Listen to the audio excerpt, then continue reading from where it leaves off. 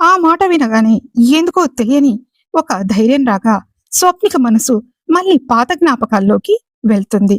అచ్చం వీజే కూడా ఇలాగే తనను రక్షించేవాడు అని అనుకుంటుంది ఆమె. నిన్నే ప్రేమిస్తా ఒక CEO ప్రేమ కథ పార్ట్ 167. రాజ్ బిత్తర చూపులు చూస్తూ బయటకు వస్తాడు. స్వప్నిక వెంటనే వాణ్ణి ఎత్తుకుంటుంది. రాజ్ నాన్న, ఎందుకు అలా చూస్తున్నావు? ఆకలిస్తుందా అని అడుగుతుంది. ఆమె వెంటనే కిచెన్ లోకి వెళ్లి పాలు వేడి చేసి తెస్తుంది. విజయ్ సోఫాలో కూర్చుని వీళ్ళిద్దరిని అపురూపంగా చూస్తుంటాడు. రాజ్ అంకుల్ని వదిలేసి ఇలా రా, పాలు తాగుదువు గాని అని మెల్లిగా పిలుస్తుంది స్వప్నిక. కాని అసలు రాజ్ వినడం లేదు. వాడు విజయ్ మెడ చుట్టూ చేతులు వేసి గట్టిగా హత్తుకుంటాడు.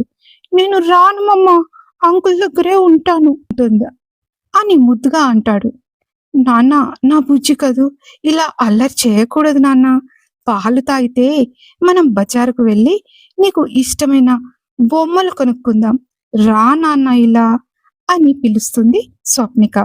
రాజు ఒక్కసారిగా వీచే ఒళ్ళో నుండి కిందకు దూకి స్వప్నికకు అందకుండా ఆ ఛాంబర్ మొత్తం కిలకిలా నవ్వుతూ పరిగెత్తడం మొదలు పెడతాడు. స్వప్నిక వాడి వెనకాల పరిగెత్తి పరిగెత్తి చివరికి ఓపిక లేక సోఫాలో కూలబడుతుంది. రాజ్, ప్లీజ్, మమ్మకి ఆయాసం వస్తుంది నాన్న, రారా.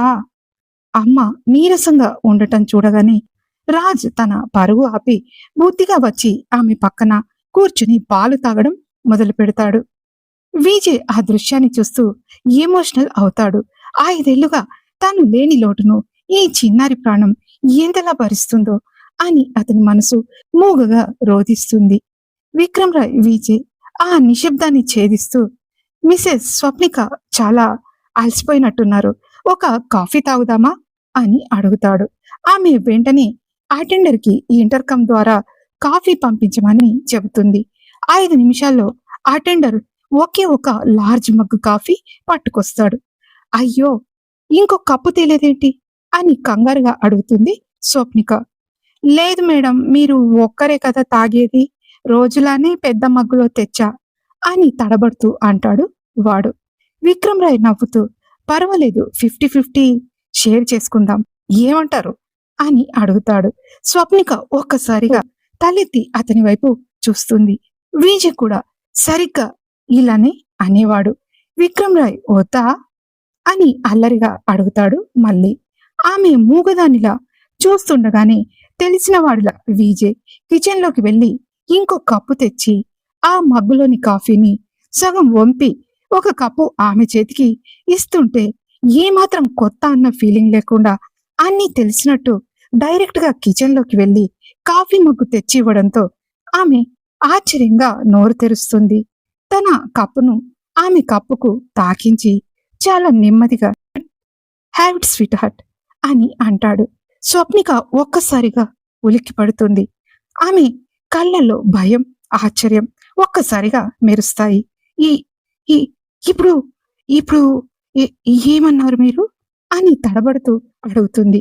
విక్రమ్ రాయ్ అమాయకంగా ముఖం పెట్టి, నేనేమన్నాను అని అంటాడు. లేదు, లేదండి, మీరు ఏదో అన్నారు, నాకు తెలుసు. స్వీట్ హార్ట్ అని పిలిచారా అని వణుకుతున్న గొంతుతో అడుగుతుంది స్వప్నిక. విక్రమ్ రాయ్ పెదవి విరిచి నవ్వుతూ, నేనేం అనలేదు, హ్యావిట్ అన్నాను అంతే, మీకేదో భ్రమ కలిగినట్టుంది అని అంటాడు. అతని పెదవులు నవ్వుతున్నా కళ్ళు మాత్రం ఆమెను సూటిగా ప్రశ్నిస్తున్నాయి. స్వప్నిక కళ్ళల్లో నీళ్లు తిరుగుతాయి. విజయ్కి ఆమె బాధ అర్థమవుతుంది.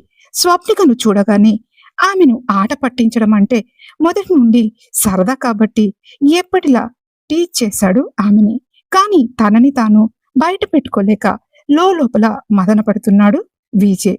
ఆమె మైండ్ డైవర్ట్ చేయడానికి టాపిక్ మారుస్తూ, మిసెస్ స్వప్నిక, బాబుని ఎందుకు స్కూల్కి పంపించడం లేదు? ఎప్పుడు మీ వెంటే ఉంచుకుంటారేంటి? ఎందుకు అని డౌట్ఫుల్ గా అడుగుతాడు విజయ్. రాజ్ పాలు తాగక స్వప్నిక వాడికి సిరప్ తాగించి మళ్ళీ నిద్రపుచ్చుతుంది. వాడు నీరసంగా నిద్రలోకి జారుకుంటాడు. ఆమె చిన్నగా నిట్టూర్పు వదులుతూ, నా హస్బెండ్ పేలులకి సముద్రంలో పడిపోయాడు, అని సంతానం చెప్పగానే ఓవైపు మా అత్తయ్య, మరోవైపు నేను తెలివి తప్పి పడిపోయాము. మా ఫ్యామిలీ డాక్టర్ గీత నన్ను టెస్ట్ చేసి నేను కన్సీవ్ అయ్యానని చెప్పింది. నేను నా వీజే లేని లైఫ్ వద్దని చచ్చిపోతానని ఏడ్చాను. నీకు వీజేకి పుట్టే ఈ బేబీ కోసమైనా బ్రతకాలని నాపై అందరూ అరిచేశారు. దాంతో తినాలని లేకున్నా, బ్రతుకు మీద ఆశ లేకున్నా, కేవలం వీడి కోసం మొండిగా రోజులు గడుపుతూ వచ్చాను. తర్వాత మీరు ఇందాక విన్నారు కదా, అదే జరిగింది. నేను 6 నెలల గర్భవతిగా ఉన్నప్పుడు నాకు పెద్ద యాక్సిడెంట్ జరిగింది. ఆ సమయంలో ఆకాష్ నన్ను కాపాడాడు. పూర్తిగా బెడ్ రెస్ట్ తీసుకోవాలని అంది ఆ డాక్టర్. దాంతో నేను ఈ కంపెనీని చూసుకోలేకపోయాను. నాలాగే నా అత్తయ్య, మామయ్య, అమ్మ, నాన్న, తాతయ్య పూర్తిగా కుంగిపోయారు. కంపెనీని చూసుకోవడానికి ఎవరూ లేరు. అప్పుడు ఆకాష్ నాకు తోడుగా ఉండి అన్నీ చూసుకున్నాడు. కానీ ఆ స్ట్రెస్ వల్ల 7 మంత్స్కే డెలివరీ అవ్వడంతో వాడు ప్రీమేచ్యూర్ బేబీలా పుట్టాడు. ఇమ్యూనిటీ పవర్ చాలా తక్కువ. 3 ఏళ్లప్పుడు ప్లే స్కూల్లో జాయిన్ చేస్తే వారం తిరగకముందే వాణ్ణి ఎవరో కిడ్నాప్ చేశారు. 3 రోజుల తర్వాత ప్రాణాలతో దొరికాడు. అప్పటి నుండి మా ఇంట్లో వాళ్ళందరికీ భయం. నా ప్రాణం, వాళ్ళ ప్రాణం అంతా వాడిపైనే ఉంది. నిజం చెప్పాలంటే నేను చైల్డ్హుడ్ నుండి కష్టాలు భరించి భరించి చాలా అలసిపోయాను రాయ్ గారు.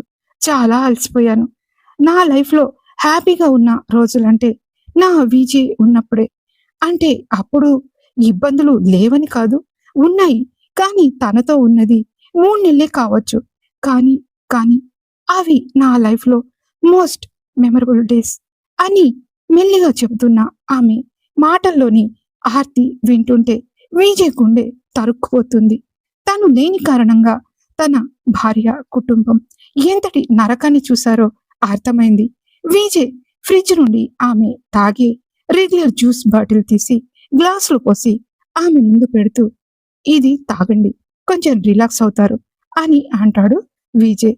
స్వప్నిక జ్యూస్ అందుకుంటూ థ్యాంక్ యూ రాయ్ గారు అని అంటుంది. జ్యూస్ తాగాక స్వప్నిక కొంచెం సెటిల్ అయ్యాక స్వప్నిక ఆ చీకటి రోజును గుర్తు చేసుకుంటూ మాట్లాడుతుంది. విక్రమ్ రాయ్ విజయ్ చాలా డీప్ గా ఆలోచిస్తూ, అంటే ఆ యాక్సిడెంట్ వల్లే బాబు ఇలా పుట్టాడంటారా? ఆ రోజు అసలేం జరిగింది అని తెలియనట్టే అడుగుతాడు విజయ్. కళ్ళు మూసుకుని ఆ భయాన్ని అనుభవిస్తూ, అప్పుడు నాకు 6వ నెల రాయ్ గారు. వర్షం పడుతున్న ఆ రాత్రి నా కారు డ్రైవరు ఎదురుగా వస్తున్న కారుని తప్పిస్తూ డివైడర్ కి ఢీ కొట్టాడు. ఆ దెబ్బకు నాకు పెద్దగా గాయాలవ్వలేదు, కానీ పొట్టలో పెయిన్ మొదలవగానే కడుపులో ఉన్న బాబుకి ఏదైనా అవుతుందేమోనని నేను విపరీతంగా భయపడిపోయాను అని చెబుతుంది స్వప్నిక. మరి ఆకాష్ మిమ్మల్ని హాస్పిటల్కి తీసుకెళ్లలేదా అని అడుగుతాడు విజయ్. తీసుకెళ్లారు. అదే life care multi speciality hospital. అక్కడ డాక్టర్ మాలతి గారు నన్ను చెకప్ చేసి భయం వల్ల గర్భాశయం బలహీనపడిందని, ఖచ్చితంగా బెడ్ రెస్ట్ తీసుకోవాలని చెప్పారు. నేను ఇంటికి వచ్చాక నెల రోజుల పాటు కదలకుండా పడుకునే ఉన్నాను. కానీ ఆ భయం నా మనసు నుండి పోలేదు. ఈ మానసిక ఒత్తిడి వల్లే 7వ నెల రాగానే నాకు నొప్పులు మొదలయ్యాయి. దాంతో నెలలు నిండకుండానే రాజ్ పుట్టాడు. ఆ యాక్సిడెంట్ జరగకపోతే నా బాబు ఈ రోజు అందరి పిల్లల్లాగే చాలా హెల్దీగా ఉండేవాడు రాయ్ గారు అని ఆమె కళ్ళల్లో నీళ్లు తిరుగుతుంటే విజయ్ గుండెల్లో అగ్నిపర్వతాలు పేలుతాయి. ఛీ, ఎంత నీచానికి దిగజారాడు ఆ ఆకాష్ గాడు. 6వ నెలలోనే స్వప్నికను భయపెట్టి ఆమెను మానసికంగా కుంగదీసి నెలలు నిండకుండానే డెలివరీ అయ్యేలా ప్లాన్ చేసావా? ఆ డాక్టర్ మాలతిని కూడా నీ వల్లో వేసుకుని నా భార్య బిడ్డల ప్రాణాలతో ఆడుకున్నావా? ఈ టైంలో ఇక్కడ కంపెనీని కూడా దివాలా తీసేలా ప్లాన్ చేశావు. నిన్ను మామూలుగా వదిలిపెట్టనురా అని మనసులో పళ్ళు నూరుతూ అనుకుంటాడు విజయ్. విక్రమ్ రాయ్ మనసులో వేల అగ్నిపర్వతాలు బద్దలవుతున్న పైకి ప్రశాంతంగా ఉంటూ, బాధపడకండి స్వప్నిక గారు.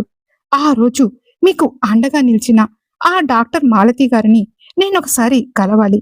బాబు హెల్త్ రిపోర్ట్స్ గురించి పర్సనల్ గా మాట్లాడాలని అనుకుంటున్నాను. ఆమె ఇప్పటికీ ఇక్కడే ప్రాక్టీస్ చేస్తున్నారా అని అడుగుతాడు. అవునండి, ఇక్కడే ఉంటారు. కానీ ఎందుకు అని ఆశ్చర్యంగా అడుగుతుంది స్వప్నిక. విక్రమ్ రాయ్ చిన్నగా నవ్వుతూ, చెప్పానుగా ఇకపై మీ బాధ్యత నాది అని. మీ బాబుకి మళ్ళీ ఆ ఇమ్యూనిటీ పవర్ వచ్చేలా చేసే బాధ్యత కూడా నాదే అని అంటాడు. అతని మాటలు వింటుంటే స్వప్నికకు తన వీజే పక్కనే ఉన్నట్టు అనిపిస్తుంది. ఆ భరోసా ఆమె గుండె బరువును కాస్త తగ్గిస్తుంది. ఎస్ఎన్ఎస్ ఆఫీస్ పార్కింగ్ ఏరియా సాయంత్రం 6 గంటలు కావస్తుంది. ఆఫీస్ బయట విజే బ్లాక్ కార్స్ కాన్వాయ్ రెడీగా ఉంటుంది. సెక్యూరిటీ గార్డ్స్ అలర్ట్ గా ఉన్నారు. స్వప్నిక తన బాబుని ఎత్తుకుని బయటకు రాగా విజయ్ తన రాజసంతో ఆమె పక్కన నడుస్తున్నాడు.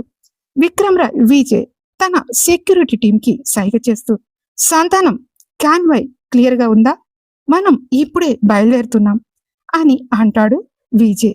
సంతానం అంతా క్లియర్ సార్, రూట్ మ్యాప్ కూడా రెడీగా ఉంది అని అంటాడు. విజయ్ స్వప్నిక కోసం కారు డోర్ తీసి పట్టుకోగా స్వప్నిక బాబుని తీసుకుని లోపల కూర్చోగానే విజయ్ ఆమె పక్కనే వచ్చి కూర్చుంటాడు. ఆ లగ్జరియస్ కారులో నిశ్శబ్దంగా సాగుతున్న ఆ ప్రయాణంలో స్వప్నిక మనసులో ఎన్నో ప్రశ్నలు మెదులుతున్నాయి. ఏంటి ఈ సెక్యూరిటీ? ఏంటి ఈ కాన్వాయ్? విక్రమ్ రాయ్ అసలు ఎంతటి శక్తిమంతుడు?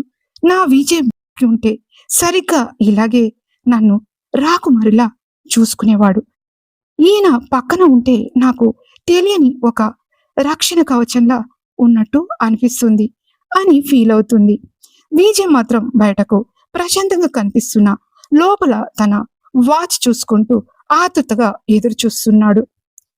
ఇంకొక గంట, ఒక్క గంటలో ఆ డాక్టర్ మాలతిని కలుస్తాను. 6వ నెలలో నా భార్యను భయపెట్టి నెలలు నిండక ముందే ప్రీమేచ్యూర్ బేబీలా తన కొడుకు పుట్టడానికి కారణమైన ఆ పాపాత్మురాలు ఆకాష్కి ఎలా అమ్ముడుపోయిందో తన నోటితోనే నిజం చెప్పిస్తాను. మాలతి నీకు తద్దినం పెట్టడానికి వస్తున్నా అని మనసులో కోపంగా అనుకుంటాడు విజయ్. కారు విండోలోంచి లోకాన్ని వింతగా చూస్తున్న రాజ్ ఒక్కసారిగా విజయ్ భుజంపై చేయి వేస్తాడు. అంకుల్, మీ కారు చాలా స్పీడ్గా వెళ్తుంది కదా, భలే ఉంది అని కిలకిలా నవ్వుతూ అంటాడు రాజ్. విక్రమ్ రాయ్ ప్రేమగా రాజ్ తల నిమురుతూ, అవునన్నా, మన గమ్యం త్వరగా చేరుకోవాలి కదా, నీకు ఆకలేస్తుందా అని అడుగుతాడు. లేదంకుల్, మా అమ్మ నాకు పాలు తాగించింది కదా అని అంటాడు వాడు. స్వప్నిక వాళ్ళిద్దరిని చూస్తూ మురిసిపోతుంది. సరిగ్గా 20 నిమిషాల తర్వాత కాన్వాయ్ రవిచంద్ర మ్యాన్షన్ ముందు ఆగడంతో, స్వప్నిక గారు మీరు లోపలికి వెళ్ళి రెస్ట్ తీసుకోండి, నాకు ఒక చిన్న బిజినెస్ మీటింగ్ ఉంది, అది ముగించుకొని మళ్ళీ కలుస్తాను అని అంటాడు విజయ్. సరే రాయ్ గారు, జాగ్రత్తగా వెళ్ళి రండి. ఈరోజు మీరు మా కోసం చేసిన సహాయానికి చాలా థ్యాంక్స్ అని అంటుంది. విజయ్ ఒక చిన్న చిరునవ్వు నవ్వి డోర్ క్లోజ్ చేస్తాడు. కారు మ్యాన్షన్ నుండి బయటకు రాగానే విజయ్ ముఖం ఒక్కసారిగా సీరియస్ గా మారుతుంది. రాయ్ మ్యాన్షన్ కాన్వాయ్ లోపలికి రాగానే విజయ్ కారు దిగి గంభీరంగా సంతానం వైపు నడుస్తాడు. సంతానం, నాకు ఒక పవర్ఫుల్ స్పోర్ట్స్ బైక్ కావాలి. సరిగ్గా 6 గంటలో అది నా ఇంటి ముందు ఉండాలి. ఎవరికి అనుమానం రాకూడదు అని ఆర్డర్ వేస్తాడు విజయ్. సంతానం ఆశ్చర్యంగా, బైక్ బస్ మరి సెక్యూరిటీ అని అడుగుతాడు. అవసరం లేదు, ఈ వేట నేను ఒక్కడినే చేయాలి, వెళ్ళు అని సీరియస్ గా అంటాడు విజయ్. 1/2 గంట తర్వాత విజయ్ తన సూట్ తీసేసి ఒక రఫ్ అండ్ టఫ్ లుక్ లో బ్లాక్ లెదర్ జాకెట్, జీన్స్ వేసుకుని ముఖానికి ఒక బ్లాక్ కలర్ మాస్క్ పెట్టుకుని ఫుల్లీ లోడెడ్ గన్నుని వెనక ప్యాంట్లో దాచుకుని కిందకు వచ్చేసరికి ఇంటి ముందు బ్లాక్ స్పోర్ట్స్ బైక్ సిద్ధంగా ఉంటుంది. విజయ్ ఆ బైక్ ఎక్కి గాలితో పోటీ పడుతూ లైఫ్ కేర్ హాస్పిటల్ వైపు దూసుకుపోతాడు. Life care hospital reception. Vijay helmet తీసి తన తీక్షణమైన చూపులతో రిసెప్షనిస్ట్ దగ్గరకు వెళ్ళి, ఎక్స్క్యూజ్ మీ, ఇక్కడ డాక్టర్ మాలతి గారు ఉన్నారా? ఆమెను అర్జెంటుగా కలవాలి అని అంటాడు. రిసెప్షనిస్ట్ అతని పర్సనాలిటీని చూసి ముచ్చటపడుతూ ఆ మాస్క్ వెనుక ఉన్న మోకాన్ని ఒకసారి చూపిస్తే బాగుండుననుకొని, మాలతి గారా, ఆమె ఇక్కడ మానేసి చాలా కాలమైందండి. ఇప్పుడు ఆమె ఇక్కడ లేరు అని అంటుంది. విక్రమ్ రాయ్ కనుబొమ్మలు ముడిచి, మానేశారా, ఎక్కడికెళ్లారు అని అడుగుతాడు. రిసెప్షనిస్ట్ తన గొంతు తగ్గించి, ఏమోనండి, 5 ఏళ్ల క్రితం ఏదో ఒక బడా బాబు కేసు ఒకటి పడింది ఆమెకు. ఆ కేసులో ఆమెకు కోట్లలో డబ్బు ముట్టిందని టాక్. ఆ వచ్చిన డబ్బుతోనే ఇప్పుడు సొంతంగా ఒక పెద్ద హాస్పిటల్ కట్టుకుంది. ఇక్కడికి దగ్గరలోనే మాలతి సూపర్ స్పెషాలిటీ హాస్పిటల్ అని ఉంటుంది. అక్కడికి వెళ్ళండి అని మెల్లిగా సీక్రెట్ చెప్తున్నట్టు చెప్తుందా రిసెప్షనిస్ట్.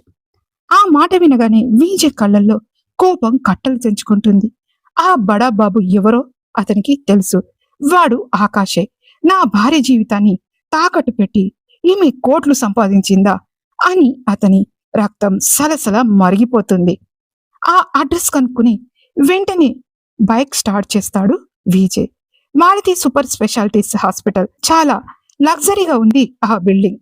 విజయ్ లోపలికి వెళ్లి నేరుగా డాక్టర్ క్యాబిన్ వైపు నడుస్తాడు. సెక్యూరిటీ అడ్డుకోబోతే వాళ్ళను తన ఒక్క చూపుతో పక్కకు తప్పించి తలుపును బలంగా నెట్టి లోపలికి అడుగు పెడతాడు. అక్కడ ఏమీ తెలియనట్టు ఏసీ గదిలో కూర్చుని ఫైల్స్ చూసుకుంటుంది డాక్టర్ మాలతి. విక్రమ్ రాయ్ ఒక కుర్చీ లాక్కుని ఆమె ఎదురుగా కూర్చుంటూ, గుడ్ ఈవినింగ్ డాక్టర్ మాలతి గారు, మీ హాస్పిటల్ చాలా బాగుంది. ఈ 5 ఏళ్లలో చాలా బాగా సెటిల్ అయినట్టున్నారు. ఆకాష్ ఇచ్చిన డబ్బుతోనే కదా అని తాపిగా అంటాడు విజయ్. మాలతి ఒక్కసారిగా ఉలిక్కిపడి తలెత్తి చూస్తుంది. ఎదురుగా మాస్క్ పెట్టుకుని ఉన్న వ్యక్తి ఎవరో తెలియదు కానీ అతని కళ్ళల్లో మృత్యువు కనిపిస్తుంది. డాక్టర్ మాలతి వణుకుతున్న గొంతుతో, ఎవరు మీరు? ఆకాష్ ఎవరు?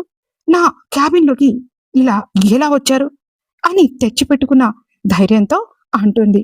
విక్రమ్ రాయ్ ముందుకు వంగి టేబుల్ మీద ఉన్న పేపర్ వెయిట్ ని గట్టిగా నొక్కుతూ, నేనెవరో నీకు అనవసరం.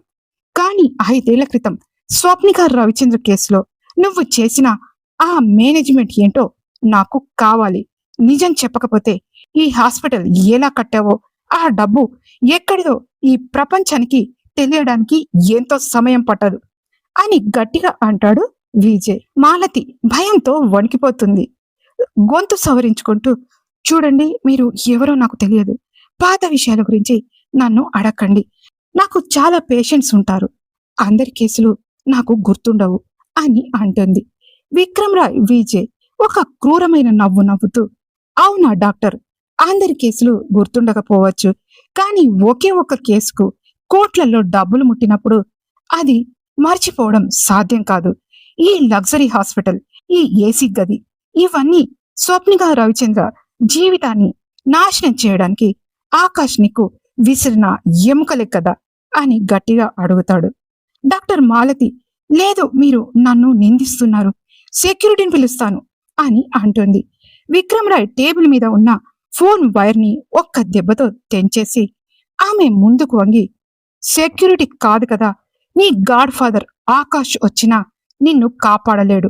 5 ఏళ్ల క్రితం ఆ వర్షం పడుతున్న రాత్రి యాక్సిడెంట్ అని ఆకాష్ ఒక గర్భిణిని నీ దగ్గరికి తీసుకొచ్చాడు. ఆ రాత్రి ఆపరేషన్ థియేటర్లో ఏం జరిగిందో నువ్వే చెప్తావా, లేక నీ మెడికల్ లైసెన్స్ రద్దు చేయించి నిన్ను జైలు ఉచలు లెక్క పెట్టమంటావా అని అంటున్న విజయ్ కళ్ళల్లో కనిపిస్తున్న ఆ మృత్యువును చూసి మాలతికి నోట మాట రాలేదు.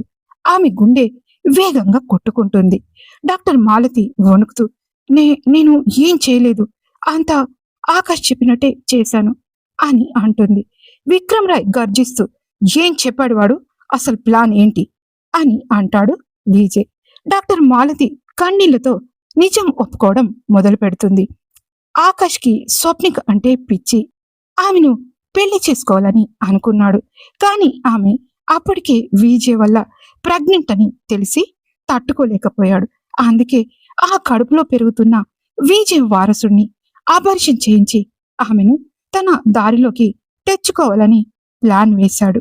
ఆ మాట వినగానే విజయ్లో రక్తం సలసల మరుగుతూ అతని కోపం ఎక్కడికో వెళ్ళిపోతుంది. తన బిడ్డను చంపాలనుకున్నాడా ఆ దుర్మార్గుడు? అంటే స్వప్నిక ప్రాణాలకు ముప్పు కలగకుండా ప్లాన్డ్ గా యాక్సిడెంట్ చేయించి నా హాస్పిటల్ కి తెచ్చాడు. ఆమె అప్పటికే విపరీతమైన భయంతో ఉంది. ఆమెను చూడగానే ఎన్నో నెల అని అడిగాను నేను. అతి కష్టం మీద 6 నెల అని చెప్పి ఆమె స్పృహ తప్పింది. ఆకాష్ వెంటనే నన్ను లోపలికి పిలిచి వెంటనే అబార్షన్ చేసే, నాకు ఆ బిడ్డ వద్దు అని బెదిరించాడు నన్ను అని భయంగా అంటుంది మాలతి. మరి నువ్వు ఎందుకు చేయలేదు అని హూంకరిస్తాడు విక్రమ్ రాయ్.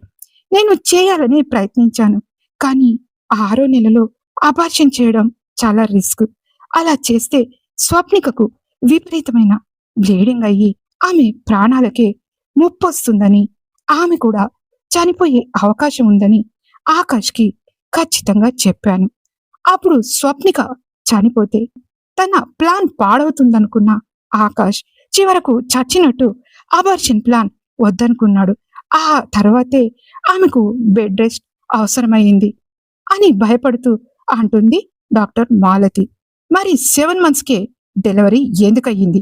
ఆమెకు ప్రీ మెచ్యూర్ బేబీ ఎందుకు పుట్టింది అని సీరియస్ గా అడుగుతాడు విజయ్. 6th monthలో ఆ పానిక్ అటాక్ వల్ల 7th monthలో డెలివరీ అయ్యింది అని నీళ్లు నములుతూ అంటుంది డాక్టర్ మాలతి. విజయ్ ఒక్క నిమిషం స్తంభించిపోతాడు. తన కొడుకు రాజ్ ఈరోజు ప్రాణాలతో ఉన్నాడంటే అది కేవలం ఆ దేవుడి దయే. కానీ ఇప్పుడు వాడికి ఇమ్యూనిటీ పవర్ తగ్గడం ఆకాష్ స్వార్థం వల్లే అని అర్థమవుతుంది. ఆమె కాలర్ పట్టుకుని, డబ్బు కోసం ఒక తల్లి పేగుబంధాన్ని తెంచడానికి సిద్ధపడ్డావా? నీలాంటి వాళ్ళు డాక్టర్లు కాదు, సమాజానికి పట్టిన చీడ పురుగులు. ఈ నిజాన్ని కోర్టులో సాక్ష్యం చెప్పడానికి సిద్ధంగా ఉండు, లేదంటే నీ శవం కూడా దొరకదు అని ఆ గది నుండి బయటకు వస్తున్న విజయ్ కళ్ళల్లో ఆకాష్ని ముక్కలు ముక్కలు చేయాలన్నంత కసి కనిపిస్తుంది. బైక్ పై కూర్చుని స్టార్ట్ చేశాడో లేదో ఇంతలో స్వప్నిక నుండి ఫోన్ వస్తుంది. ఫోన్ స్క్రీన్ పై ఆమె పేరు చూడగానే అప్పటి వరకు ఆపుకున్న విజయ్ కళ్ళు అతని ప్రమేయం లేకుండానే వర్షిస్తాయి.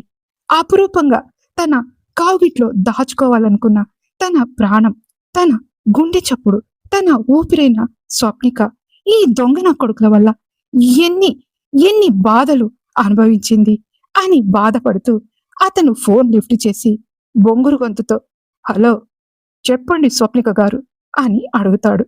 అటు నుండి స్వప్నిక చెప్పిన మాటలకు విజయ్ ఒక్కసారిగా అవాక్కవుతాడు. ఇంతకీ స్వప్నిక ఫోన్లో ఏం చెప్పింది తెలుసుకోవడానికి తర్వాతి పార్ట్ వినండి.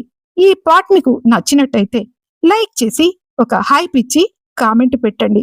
మరో పార్ట్ కోసం వెంటనే సబ్స్క్రైబ్ చేసుకోండి. Thank you so much.